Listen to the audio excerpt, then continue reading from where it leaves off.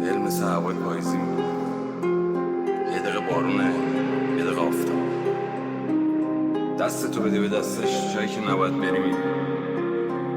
من جایی که نباید برم رفتم، الانم دارم تاوانم.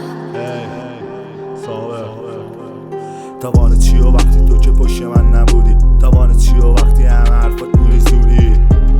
کجایی دختر خوشگل من؟ الان جا ترک و ویسات پله میشه تو مغز من. حرفای تکراری دوست دارم اجباری، عروسکی تنها این فرار میکردیم از گاهی.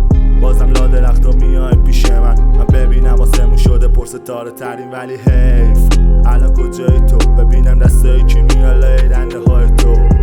اونم میتونه مثل من نگات کنه، زور کنی ببینتش چشمای تو. ببینم میتونه اصلا لباتو تست کنه، لباس تو بکنه، کمر تو لمسش کنه. ببینم میتونه اصلا کنارت باشه تا خود صبح، حتی زیر پنجره. تو تاوان کاری که کردی رو داری پس میدی. منم دارم حسرت کاری که نکردم، چیزایی که نداشتم، حرفایی که نزدم، جایی که نرفتم، زندگی که نکردم. الان میخوام زندگی کنم. دل بندی وقتی مشی خیابونا سرده، تو میمونی چند تا خط آبر پیاده. تو میمونی بازم کف خیابونا، اون شب به خیر شعبه یکی دیگه گفته تش، ولی حیف حاجی فکر و خیال بسته، پروانه دلش روی غریبه ها بسته.